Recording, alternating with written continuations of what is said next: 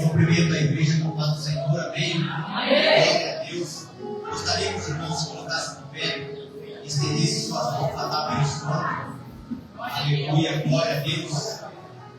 Deus, aqui está a semente, Pai. E o Senhor disse: tudo que pedires em meu nome eu darei. Então eu clamo e peço em nome de Jesus, para que o Senhor abençoe cada dizimista, cada ofertante, Senhor meu Pai. Que o Senhor entre com a prosperidade sobre a vida deles. Em nome de Jesus. Amém e graças a Deus. Aleluia.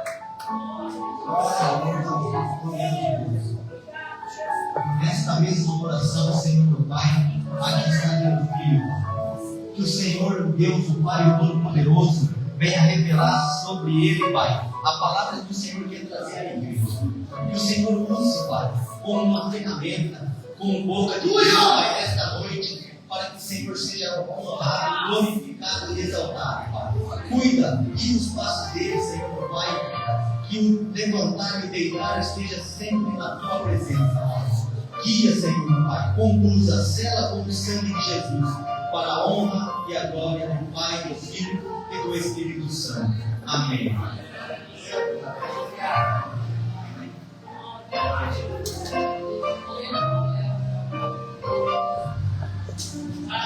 Meus irmãos amados, Senhor Jesus. Amém.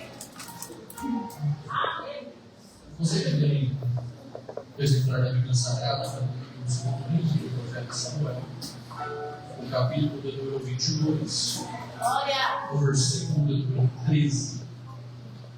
Segundo livro do profeta Samuel, capítulo de número 22, versículo de número 13.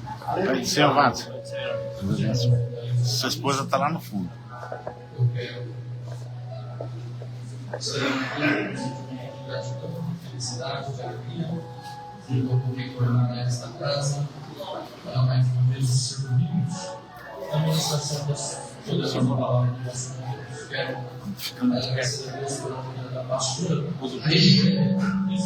Deus abençoe. Como a senhora disse, a primeira vez que eu vi a senhora no estado, mas foi uma bênção e eu fico muito feliz porque a senhora não estava e mesmo assim a senhora me convidou para estar aqui. Eu tenho por costume dizer que em alguns lugares a gente chega por indicação de amigos, por inúmeros motivos a gente chega, mas quando a gente retorna, sinal que Deus aprovou a nossa vida, eu fico feliz em poder retornar. Deus abençoe, muito obrigado por sempre celebrar o nosso nome. Temos rostos familiares aqui e eu quero glorificar a Deus pela sua vida.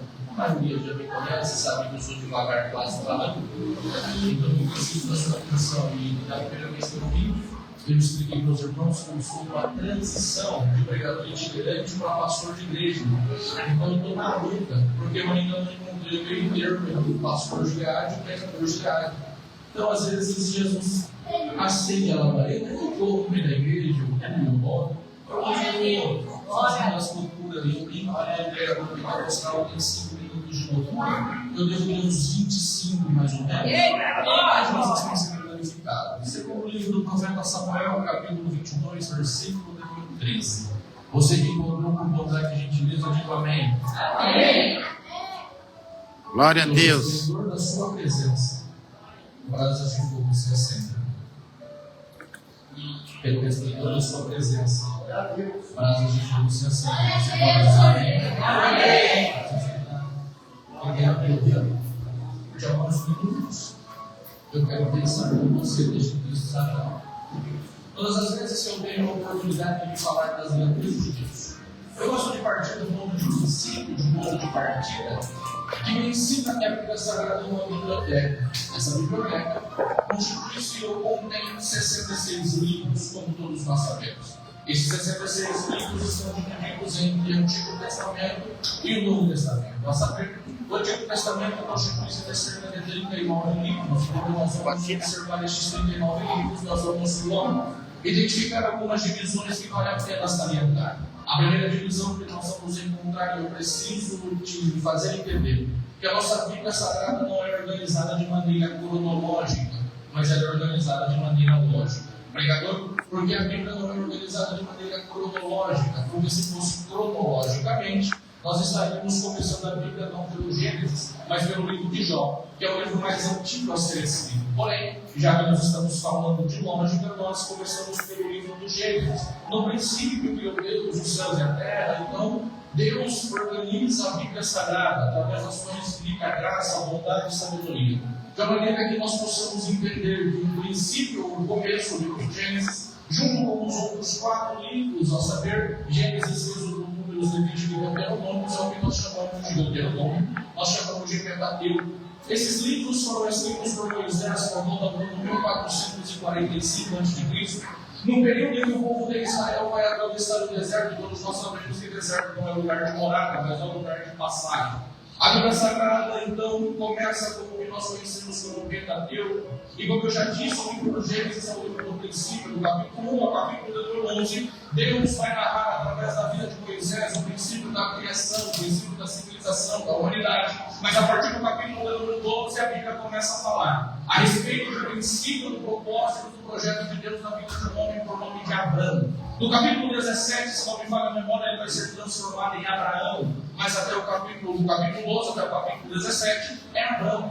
E é interessante que Deus vai na terra de Ur dos Caldeus, ou um homem que vivia na terra de Ur dos Caldeus, faz uma promessa quando este tem 75 anos de idade, e diz: sai da tua terra, sai da tua parentela, vai para a terra, que eu lhe mostrarei, eu vou fazer de você pai de uma grande nação. 75 anos de idade, casado com uma mulher de 70, que possui o ventre que não pode gerar. Então, Deus entra em cena no cenário de improbabilidade e começa a operar para que Abraão venha gerar. Só que é interessante que Abrão significa pai exaltado. Deus muda o nome de Abrão para Abraão, pai de uma grande nação. A Bíblia Sagrada nos ensina então que Abraão vai gerar Isaac. Quando Abraão gera Isaac, Isaac chega na idade de 40 anos e vai casar. Isaac, ao se casar, vai casar com uma moça que também não pode gerar. Mas Deus entra em cena no cenário de improbabilidade. Isso não está no esboço, mas eu estou pregando para a gente que vivendo ou entrou nessa casa de oração, deste grupo de adoradores, vivendo no cenário de improbabilidade.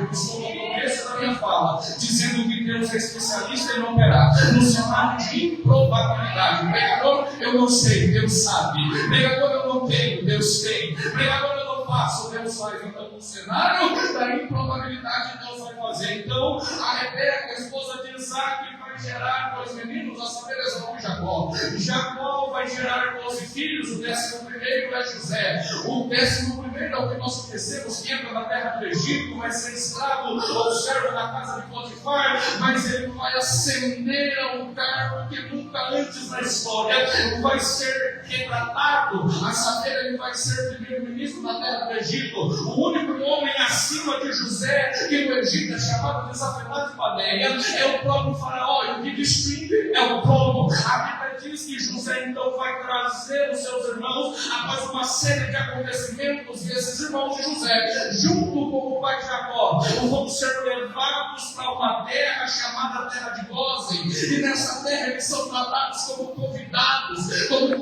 de honra. Então lá eles vão se estabelecer, crescer, se multiplicar. Porém, a história nos diz que dentro do Egito, o Egito que é dividido entre Alto e Baixo Egito, vai haver uma guerra. Quem se levantou, quem sobe ao trono, é uma linhagem de faraó chamada Ixos, que não conhece José, e nem as benfeitorias que Deus tinha feito por intermédio de José na terra do Egito. Então esse faraó observa que o povo hebreu é um povo que se multiplicou, que cresceu, ao ponto de chegar, segundo alguns historiadores, a 1.600.000 pessoas. Só que quando nós temos o livro do Êxodo, o primeiro capítulo vai dizer que dos lobos de Jacó, os que entraram na terra do Egito foram cerca de 70 pessoas.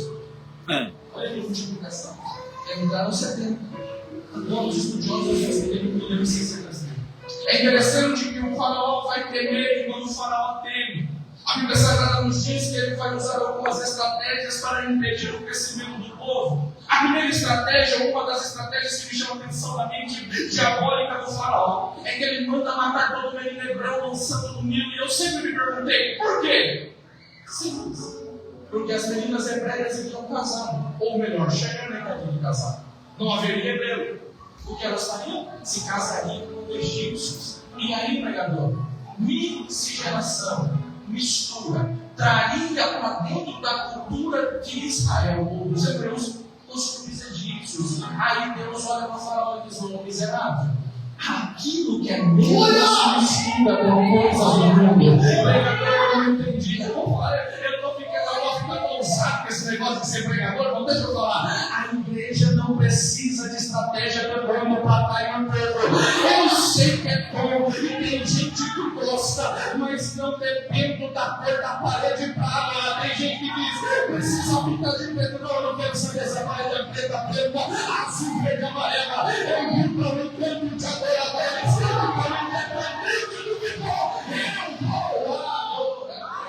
Aleluia! Eu entendo. O sagrado não se mistura com o profano. Aí Deus entra em cena de novo, num cenário de improbabilidade. Na tribo de Levi, na casa de Arão e Joquebede, um casal que tinha idade avançada e que possuía pelo menos 2 filhos, a saber, Miriam e Ela. Deus vai fazer com que a Joquebede venha gerar. A Joquebede gera um menino que não tem nome. Ele vai ser escondido por um período de 3 meses. Só que mesmo escondido, o menino cresce. Quando ele cresce, ela vai fazer ou confeccionar um cesto. Esse cesto vai ser colocado às margens do Nilo. Esse cesto colocado às margens do Nilo vai ser um lugar estratégico onde a Bíblia Sagrada nos diz que a filha de Faraó se banhava. Então, quando a filha de Faraó vai se banhar, houve choro e ela vai ordenar que as suas criadas cheguem até o ambiente onde o cesto está. Eu sei que é lindo, irmão. Cantar que o cesto foi levado pelas ondas e os crocodilos do Nilo não atingiram o cesto, mas isso não é bíblico. Eu preciso pregar a Bíblia para você, e a Bíblia diz que o cesto onde o menino estava foi colocado nas margens do Nilo, e nas margens do Nilo a mão de alguém alcançou. Alguém pode dizer: foi a mão da serva de Faraó? Não foi não. Foi a mão do Deus Todo-Poderoso que guardou aquela criança. O menino vai ser conhecido e chamado de Moisés, tirado das águas. A vida de Moisés é uma vida de 120 anos, dividida em 3 períodos de 40.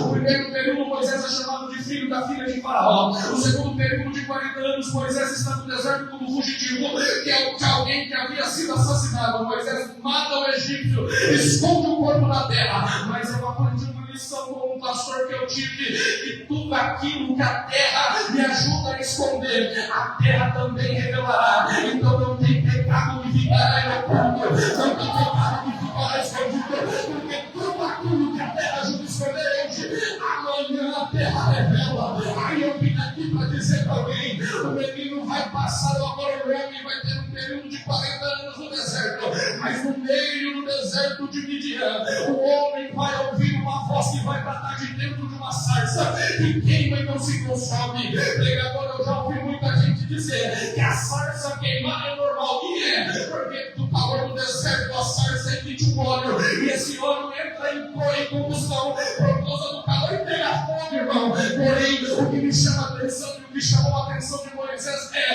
a sarça queima, mas não se consome. Ela queima, mas ela não se consome. Pregador, eu não entendi. É Deus dizendo para mim e para você: se eu fosse escolher uma árvore, todo mundo diria: Deus desceria, aleluia, num ambiente onde havia uma oliveira. Deus desceria num ambiente onde haveria uma videira. Deus desceria num ambiente onde haveria o cedro do Líbano. Deus escolheria qualquer árvore. Aí Deus vai olhar para mim e para você: sabe por que ele escolhia a sarça? Porque não tinha valor. Você não tinha valor, mas Deus escolheu. Alguém olha para mim e diz: aí não vai sair nada. Um dia eu acabei de pregar desse lugar. Chegou o meu primo da igreja e disse: rapaz, tu não é o crucifixo de Jesus, não precisa gritar desse jeito, não precisa falar desse jeito. Sabe o que aconteceu? O miserável, o barulho de Senhor, mas o crucifixo de Jesus ainda está pregando, e continua pregando, e continua pregando, continua fazendo a obra, porque quem escolheu. A Bíblia diz que Moisés então vai ser chamado por Deus. O que me chama a atenção é que o próprio Moisés vai se julgar incapaz. Só que Deus usa o incapaz para libertar o povo. O povo sai da terra do Egito e vai para o deserto. Lembra que eu disse que o deserto era lugar de passagem? 40 anos. E por que 40 anos? Porque murmurou. A caminhada do Egito até a terra da promessa é uma caminhada de 3 a 4 meses. Mas a murmuração fez o povo ficar andando em círculos. Misericórdia. Isso aqui é para você que ao invés de ser grato pelo que Deus te deu, está murmurando. Glória! Enquanto nós continuarmos murmurando, a bênção do Senhor será retida, mas quando nós formos gratos, nós iremos atrair a bênção de Deus. O Moisés vai levar o povo até a porta da terra da promessa. Aí Deus prepara Josué. Josué lidera o povo para entrar na terra. O povo entra. Josué não prepara ninguém para substituir. Aí a Bíblia vai nos ensinar. Nós estamos correndo por conta do tempo. Eu disse para a pastora que eu seria obediente ao horário. Ela me disse que eu podia pregar até meia-noite. Eu vou pregar até meia-noite. Aleluia! A Bíblia diz que o Josué não preparou ninguém. E todo povo que não tem liderança não levanta. Pode ler o livro dos Juízes.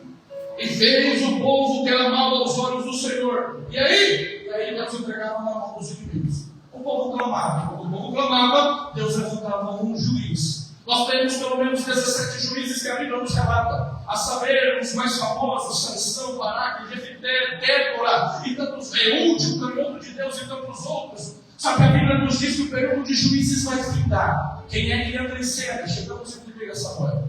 A Bíblia diz que a tenda do Senhor está montada na cidade de Siló. E na cidade de Siló, quem está julgando a Israel nesses dias é um homem por nome de Eli, sacerdote do Senhor. A Bíblia diz que ele tem 2 filhos, ao qual não havia iniquidade ou pecado que eles não cometiam, a saber, Ofni e Finéias. E eu acho interessante é que enquanto Ofni e Finéias estão fazendo o que é mal aos olhos do Senhor, tem uma mulher por nome de Ana, na terra de Ramataim, Zofim, que todos os anos sobe ao templo, junto com seu esposo por nome de Elcana. A Bíblia diz que ela está no templo, amargurada de alma, orando e chorando aos pés do Senhor. Aí o sacerdote, ele manda mais a mulher que está embriagada, Senhor, a nossa serva não está embriagada, mas está amargurada de alma. Ele diz, vai ser feito conforme tu pedistes, e ela vai embora. Só que eu sou curioso, irmão. Eu estava vendo alguns historiadores que dizem que o período que Ana chora, desde a Deus um filho vai entre 20 e 25 anos. Aí eu entendi que tem gente que vem para o culto no sábado, recebe a promessa, no domingo já desvia porque a promessa não cumpriu. Mas Ana ficou 25 anos firme na promessa, esperando Deus cumprir. A Bíblia diz que quando o menino nasceu, ela colocou o nome de Samuel. Sabe o que significa Samuel? Deus ouve, ou Deus ouviu. O texto sagrado nos diz que quando o menino vai ser desmamado, ele é levado para o templo entregue para viver o voto de Nazireu. O que é Nazireu sendo separado? A Bíblia diz que o voto de Nazireado é alguém que não passaria navalha sobre a sua cabeça, não beberia bebida forte e também não iria chegar perto de cadáver. A Bíblia sagrada nos diz que o Nazireu é separado. Então Samuel vai crescer. Quando nós olhamos a estrutura do primeiro livro do profeta Samuel e no segundo livro do profeta Samuel, nós vamos ver pelo menos 3 personagens que se destacam. O primeiro, Samuel. O segundo, Saul. Por que Saul se destaca? Porque a Bíblia me diz que coloca Saul na história dizendo que ele era o mais alto de Israel, e dos cabelos ou dos ombros para cima ele se sobressaía. Saul era bonito, irmão. Saul não era igual eu assim, não, que lá com a calça apertada. Não é que eu posso, não é que eu engordei, a calça apertada, não tive dinheiro para comprar outra, não. Mas Saul era bonito, era forte, olho claro. Aí sabe como é que Saul é colocado na história? Sai da casa de seu pai Quis para procurar as jumentas que havia se perdido.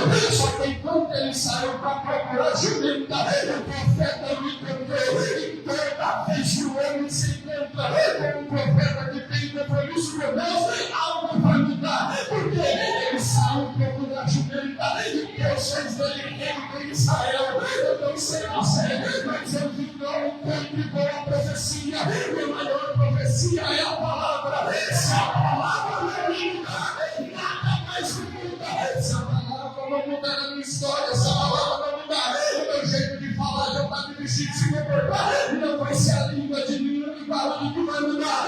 Então entenda, isso aqui vai para mim que está olhando para dentro de casa. Eu me peço de ser grato a Deus, porque Deus está no fogo, Deus está guardando o teu, Ele está julgando, está dizendo miserável. Eu estou sofrendo por conta de você, mas assim diz a palavra para mim e para você. Se você, aleluia, levantar o joelho no chão, nada vai mudar. Não é a tua língua que vai mudar, não é o teu julgamento que vai mudar, não é o teu preconceito que vai mudar, é a tua oração. Eu disse que foi encontrado na profeta e vai ser ungido príncipe em Israel. Deus é maravilhoso. Isso aqui eu falo com muita calma. Pastor, isso aqui eu demorei. Eu era aquele pregador que falava, e às vezes eu não entendia quando estava pregando. Mas eu estou aprendendo. Quando Saul é ungido, o texto diz que o Espírito Santo, o Espírito do Senhor se apoderou dele. Ele profetiza. Verdade. Já nos conhecemos há pelo menos uns 15 anos, mais ou menos. Quando a gente, nós vimos que começou bem, profetizar, pregar, mas o interessante não é quando começa, porque a caminhada com Deus não é uma corrida de 100 metros rápidos, é caminhada. Tem dia que não tem força, a gente se arrasta. Então eu tenho muita dificuldade, irmão. Eu vou ser muito sincero, eu sei que está sendo transmitido, mas eu vou ser muito sincero, eu tenho dificuldade com quem aceita Jesus hoje de manhã. Na hora do almoço é pastor, à tarde é missionário e à noite é a quarta pessoa da Trindade. Caminhar com Deus é tempo. Está achando que eu quero abrir de paraquedas? Legal para um tiro dessa? Fiquei 2 anos no ponto de pregação. Meu pai é pastor de igreja. O ponto de pregação era na casa do presbítero da igreja. 2 anos pregando na garagem para uma pessoa. Esse é Davi, 87 anos. Eu pregando, seu Davi dormia. Eu ia pregar, montava a mensagem, chegava lá, estava vida na garagem. Seu Davi dormia. Pregava meu pai, pastor, pregava o presbítero da igreja e pregava o seu Davi. Chama o seu Davi no meio do hospital. Ele falou: eu quero Jesus, que aquele menino pega toda segunda-feira na minha casa. Sabe o que aconteceu? Jesus me tirou do ponto de pregação e hoje eu estou aqui pregando para uma multidão como essa. Mas eu fiquei 2 anos. Eu disse isso aqui, eu posso isso aqui, pastor Luiz. Tudo que nasce grande é monstro. Nenhum ministério, nenhuma chamada começa grande. Paulo não começou pregando em Jerusalém, não, irmão. Ele foi para o deserto. Teve que ter um tempo do anonimato, um tempo de caverna, um tempo de esconderijo, para depois aparecer e pregar em Jerusalém, pregar na Europa, na Grécia. A vida pregar diante dos gregos, alguns sepultureiros escapam. Mas voltando para o texto, a Bíblia diz que Saul começa bem, mas ele começa a tomar atitudes que o distanciam da presença de Deus. Aí entra o terceiro. Dessa maneira. Davi. Quem é que nunca ouviu sobre Davi? Quem é que não conhece a história de Davi de cor e salteado? Verdade. Assunto das nossas escolas bíblicas dominical para crianças. Davi, um jovem curvo que tem aproximadamente 16 anos de idade, está escondido pelo seu pai, cuidando das poucas ovelhas, porque o serviço era de escravo, mas ele está no pasto cuidando das poucas ovelhas. Só que mesmo no pasto cuidando das poucas ovelhas, o Davi está adorando. E ele começa: Senhor, eu pastor, e cada vez faltar. Quem é que não cantou, ou quem é que nunca salvou de um som de Davi? O Davi vai chegar na casa após os seus irmãos Eliabe, Abinadab, Samar, Ozem e tantos outros, a saber 7, foram rejeitados, não escolhidos por Deus. Quando o profeta Samuel entrou naquela casa para ungir como rei de Israel, todos eles passaram pelo período chamado período da purificação. Porém, quando Davi chega, Deus manda Samuel se levantar e ungir. Samuel vai ungir Davi, o Espírito do Senhor vai se apoderar de Davi. O texto sagrado nos diz que Davi vai entrar na história agora como alguém que toca a harpa. Ele acessa o palácio, ele expulsa o espírito mal da vida de Saul, porque ele tem unção. Unção. Quem dá é Deus. Eu gosto da expressão unção e outros não são. Então não adianta eu querer chegar aqui e querer cantar, porque Deus não me deu unção para cantar. Não adianta eu querer chegar aqui e dançar com as irmãs do porque Deus não me chamou para isso.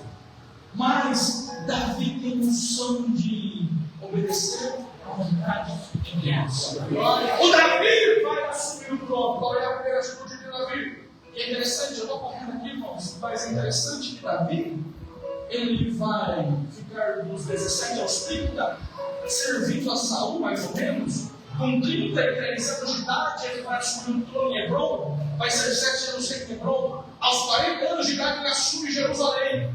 Quando ele assume Jerusalém, após o filho de Saul morrer ou ser assassinado, ele vai ter a primeira atitude de buscar a Arca da Aliança.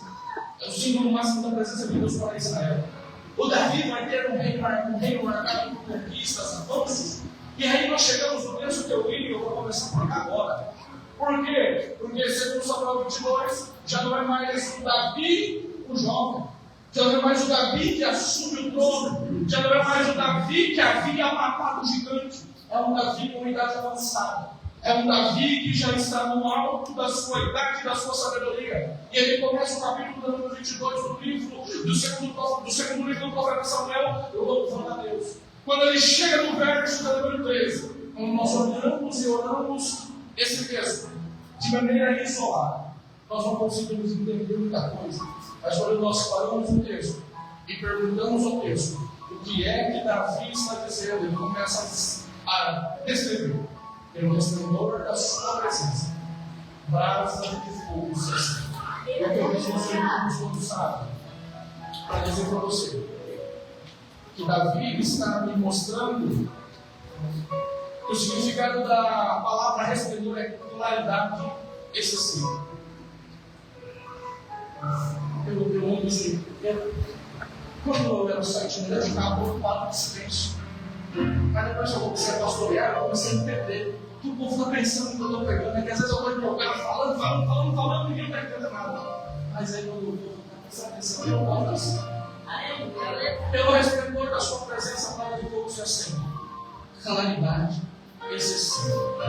Em outras palavras, o que Davi está nos ensinando é: quando a presença de Deus chega, não tem mais escuridão. Segura para você na glória. Moisés vai ouvir o chamado de Deus no Monte Sinai. Ele vai subir o monte. Ele vai receber as tábuas da lei no alto do monte. Só que quando ele está no alto do monte, a Bíblia diz que a presença de Deus desceu no Sinai. E o monte foi negado. Eu sei que existem irmãos aqui bem experientes na fé, e vão se lembrar daquele louvor que o cantor Paulo André cantava dizendo: esse altar está fundando, está queimando os meus pés.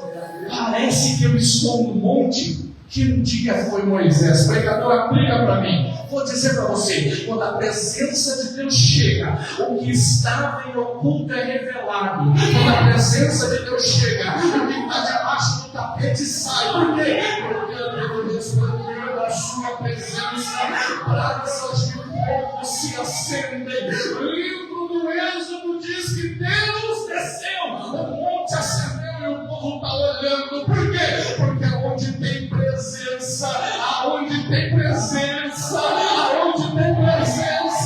chama atenção. Quem não se lembra de Atos capítulo número 2, quando o Espírito Santo desceu e subiu o dia de Pentecostes, o povo está reunido no cenáculo, aí a presença de Deus chegou. Cerca de 120 crentes começaram a falar das grandezas de Deus. A cidade de Jerusalém está cheia por ocasião da festa de Pentecostes. Aí começam a ouvir: Deus é bom, Jesus é maravilhoso. Aí o povo começa a dizer: o que está acontecendo? Vamos lá no cenáculo, porque onde tem presença atrai o povo. Eu sei que se pregasse a mensagem de Deus, muita gente estaria feliz, mas eu vim pregar nessa noite que a presença de Deus está nesta casa, e se a presença de Deus está, alguma coisa tem que acontecer.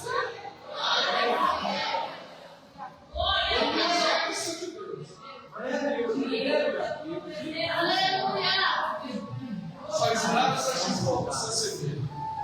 É interessante, e aqui eu gosto de pensar com você. Do texto estamos falando de juízo e purificação. O escritor aos Hebreus, na carta aos Hebreus, capítulo 12, versículo número 29, diz: o nosso Deus é um fogo consumidor. Só que eu amo a expressão de João Batista. quando ele diz: eu vos batizo com água para o arrependimento, mas venho aí, eu não sou digno de abrochar e desatar a sandália dos seus pés. Ele vos batizará com o Espírito Santo e com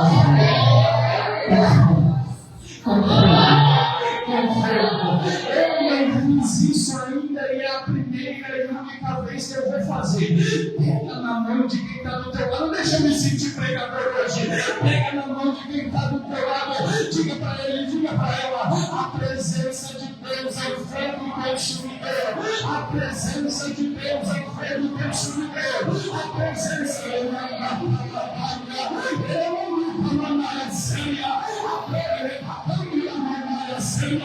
entendeu? Porque tem coisa que você fazia e não faz, porque a presença de Deus desceu sobre a tua vida. Entendeu? Porque tinha pecado que cometia e não comete mais. E que a presença de Deus desceu e daquilo que não é dele. E é uma presença que desceu e está dizendo: eu vou limpar, eu vou limpar, eu vou limpar. Eu te amei.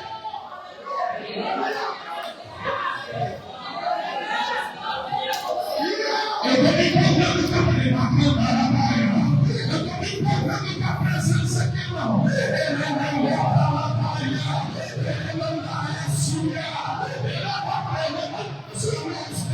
porque o Espírito Santo através de misericórdia, a minha presença vai começar a levar a gente agora. Pega o rebanho de Deus que a presença para casa. Pega o rebanho de Deus que a presença para casa. Pega o rebanho de Deus que a presença para casa. Solta essa língua estranha e palavra. Eu estou pegando pra gente. Eu te levo no teu dia, você não vai dar nada. Não vai dar. Mas você chegou. A presença te colocou. Tem presença na casa. Tem presença na casa.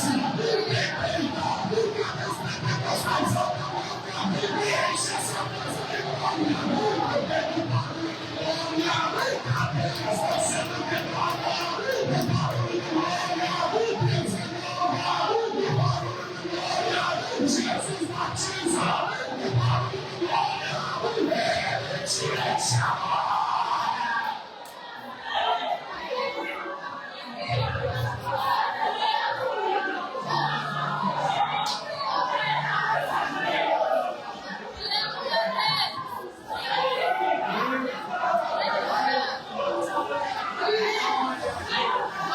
Eu estou tentando pregar, mas tem a presença. Estou tentando pregar, mas tem a presença. Estou tentando pregar, mas tem a presença. Estou tentando pregar, mas tem a presença. Estou tentando pregar, mas tem a presença. Tem a presença. Tem a presença.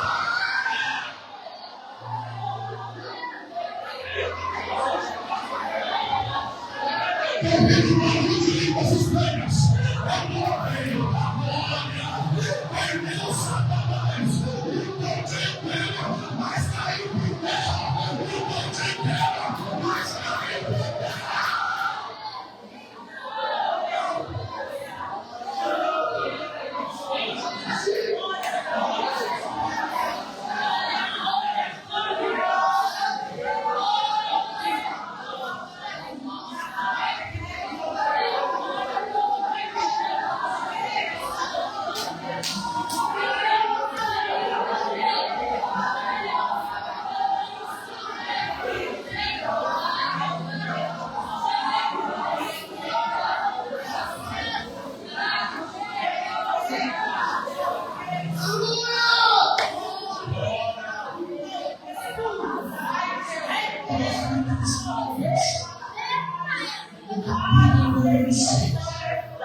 Jesus, a Bíblia que manda que morreu.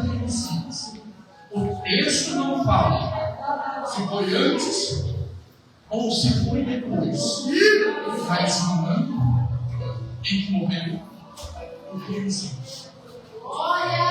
Eu vi o Senhor assentado no alto escudo. Isaías descreve isso, não se conhece o texto. O que chama a atenção de Isaías é que 6 serafins vou na presença de Deus. 2 vão acima, 2 vão adiante e 2 vão abaixo. Cada um dos 6 serafins possui 6 asas. E serafim significa aquele que arde em fogo. Com 2 asas eles cobrem os pés falando da santidade de Deus. Com 2 asas eles cobrem os olhos porque ninguém pode ver a face de Deus. E com 2 eles voam. E eles clamam uns para os outros. Santo, Santo, Santo, Santo ao Senhor Jesus.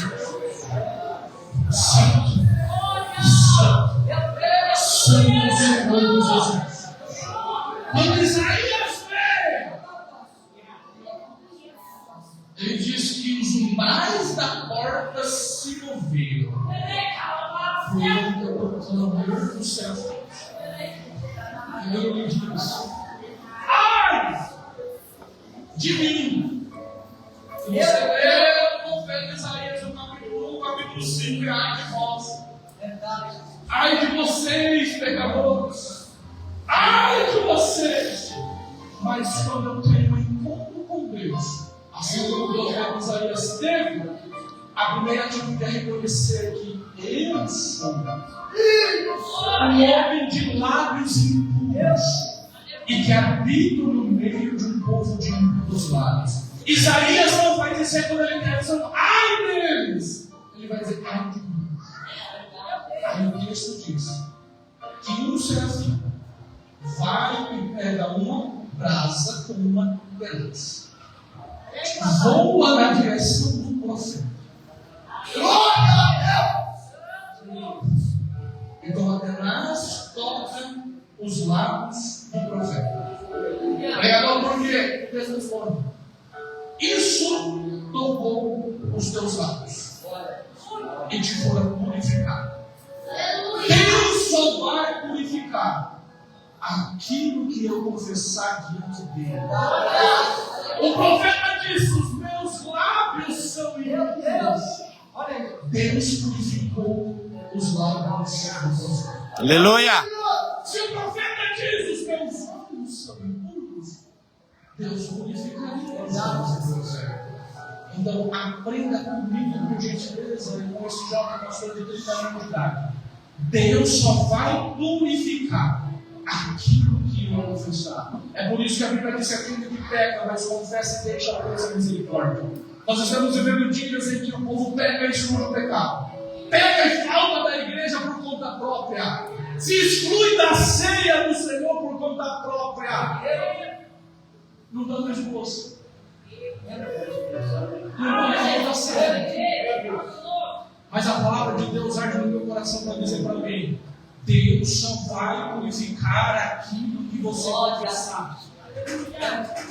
E como é que Deus purifica? Uma brasa, um fogo. Isaías é purificado e por todas as vezes eu vou encerrar. Porque a Bíblia fala de brasa se acender. A Bíblia está nos dizendo que Deus acende para purificar. Encerra no Salmo número 119, verso número 105. Todo mundo parece que pode saltear. Lâmpada para os meus pés e luz para o meu caminho é a tua palavra. Eu poderia vir aqui e pegar uma mensagem como está na moda, motivacional.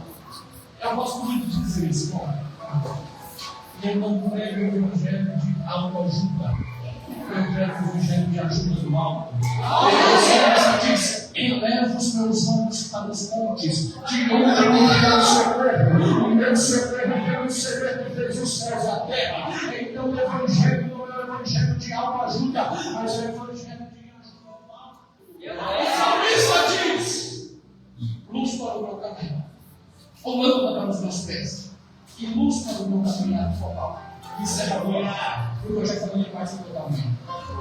E o salmista está nos ensinando o próximo passo não será um passo de engano. Por quê? Porque a palavra me revela, a palavra me mostra A palavra me leva. Quando o salmista levanta a cabeça, ele vê que a palavra já mostrou o caminho. Encerra agora. Qual é o caminho que nós temos? Céu. Céu. Eu creio desde os 19 anos de idade, eu só vai com 4 mensagens. Jesus salva, Jesus cura, Jesus batiza com o Espírito Santo. E em breve Jesus voltará. A pessoa da pastora, se coloca de pé, eu quero falar com você. Pelo resplendor da sua presença, brasas de fogo se acendem. Pelo resplendor da sua presença, brasas de fogo se acendem. Quando a presença de Deus se manifesta no ambiente, é para trazer clareza, é para trazer luz e é para trazer direção. Então eu encerro pregando ao coração de alguém aqui nessa noite. A presença de Deus não te deixará enganado. É a segunda vez que eu venho e eu peço perdão, pastor, pelo atraso. Nós estamos na congregação trabalhando de quinta-feira, vai ser a nossa festividade do círculo de oração. Eu pastorei as demais aqui no quarto lado. Quinta-feira nós vamos nossa festividade. Então a gente está trabalhando lá para juntos para abençoar a obra do Senhor. Fazer o quê? Você espera um pouquinho? Eu congresso na nossa sede. Amanhã tem um grupo do vou estar lá. Eu vou lá com muito prazer, com alegria para aprender com o pastor. Porque quem não se assenta para aprender não pode ficar de pé para ensinar.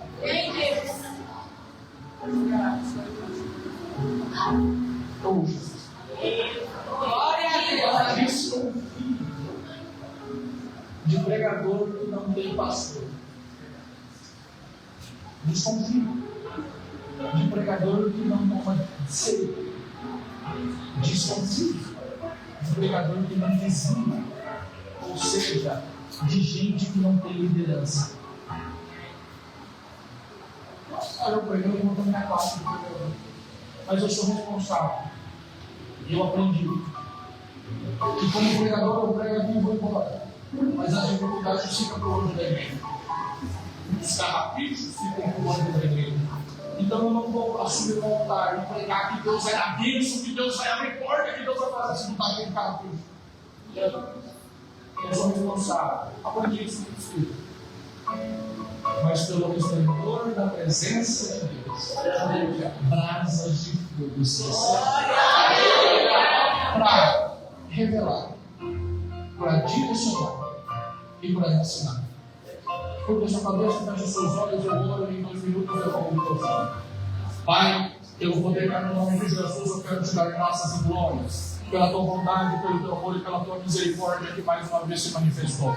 Nos permitindo, papai, que sermos renovados pela tua presença. O Senhor conhece a necessidade e a causa, Senhor, que cada um dos teus filhos e das tuas filhas apresentaram diante de ti no decorrer deste dia. Eu quero te louvar, te exaltar e te bendizer, porque sei que em tudo o Senhor está no controle. O Senhor também sabe, papai querido, que entraram algumas pessoas aqui que precisavam dessa palavra, Senhor, pois eles estão sem direção. Estão, papai querido, com dificuldades de entender qual é o desejo do Senhor para a vida dele e para a vida dela. Mas pelo resplendor da sua presença, brasas de fogo se acenderam para revelar, para mostrar e para direcionar o que o Senhor tem para cada um de nós, que é uma caminhada, Senhor, em direção aos céus. Nós ouvimos aqui que o dia mais feliz de nossas vidas foi quando o Senhor nos encontrou. Eu quero te dar graças e glórias porque o Senhor me encontrou num acidente de carro 190 km por hora, aonde o Senhor poupou a minha vida para que hoje eu pudesse estar aqui ministrando a tua palavra. Eu te peço, Espírito Santo de Deus, que não seja a minha voz, mas que seja a tua voz, Senhor, ecoando em cada coração aqui nessa noite, pelo resplendor da tua presença. Que brasas de fogo sejam acesas sobre essa casa, ministérios sejam levantados, ó Pai, sobre essa casa, chamadas sejam despertadas, ó Pai, nessas vidas que aqui estão, que em tudo o teu nome seja glorificado. Te peço, Senhor, continua fazendo a tua vontade, o teu querer, em o nome de Jesus. E toda a igreja diz amém. Amém. Se não for seguindo a tua liberdade cristã, levante as suas duas mãos ao céu e aplauda Jesus nessa noite.